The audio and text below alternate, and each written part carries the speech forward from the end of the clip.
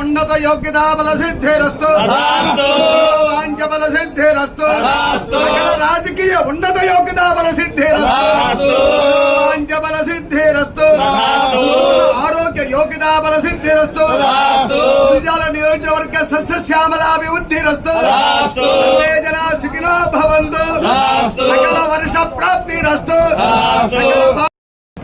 జరిగిన ఎన్నికలు ఆంధ్రప్రదేశ్ రాష్ట్ర రాజకీయ చరిత్రలో ఒక చారిత్రాత్మకం, ఒక సువర్ణ అధ్యాయం. సైలెంట్ వేవ్ అంటే ఒక నరరూప రాక్షసుడి పరిపాలనలో 5 సంవత్సరాలు అనేక రకాలైన ఇబ్బందులను ఎదుర్కొన్న ప్రజలు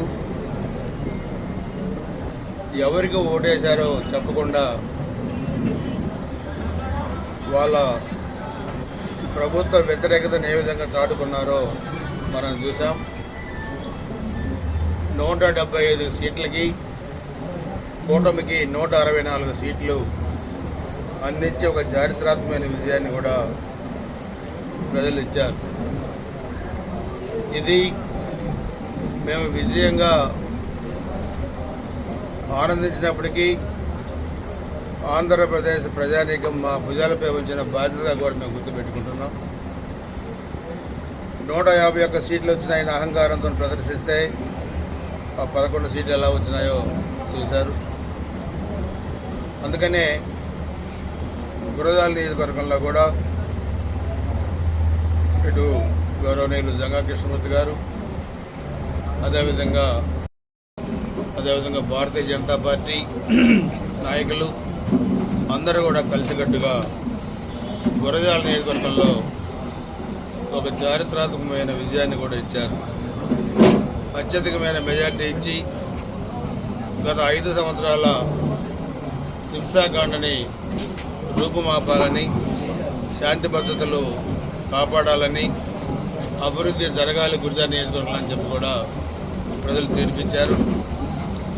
30 సంవత్సరాలుగా రాజకీయాల్లో ఉన్న నేను గురజాల నియోజకవర్గ ప్రజల కుటుంబ సభ్యుల దీవెలతో సహకారంతో 7 సార్లు పోటీ చేసి 4 సార్లు శాసనసభ్యుడిగా ఎన్నికయ్యాను. ఈ 5 సంవత్సరాలు అందరం కూడా కలిసి గురజాల నియోజకవర్గ అభివృద్ధిని ఏ విధంగా తీసుకురావాలి, 14-19 మధ్య తెలుగుదేశం హయాంలో చేసిన అభివృద్ధి కార్యక్రమాలు తప్పితే ఈ 5 సంవత్సరాల్లో అభివృద్ధి కార్యక్రమాలు చేయలేదు, అరాచకాలు చేశారు. సో ఈ అరాచకాలకి ఫుల్ స్టాప్ పెట్టి దానికి అభివృద్ధితోని సమాధానం చెప్తాం. త్వరలో ప్రమాణ స్వీకారం అయిన తర్వాత గ్రామాల వారీగా రివ్యూ పెట్టి కష్టపడిన ప్రతి కార్యకర్తను కూడా రాజకీయంగా, ఆర్థికంగా, సామాజికంగా మనం గుర్తించి పైకి తీసుకురావాలి.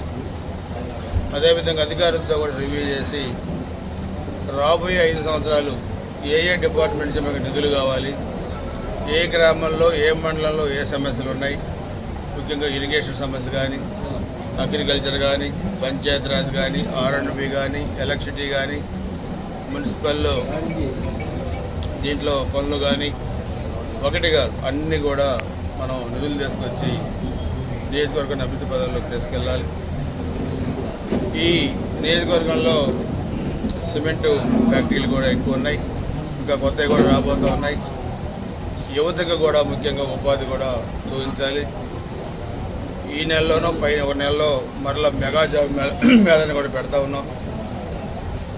ఈ 5 సంవత్సరాల్లో దాదాపు 10,000 మందికి కూడా ఉద్యోగాలు ఇప్పించే బాధ్యతను కూడా తీసుకుంటున్నాం.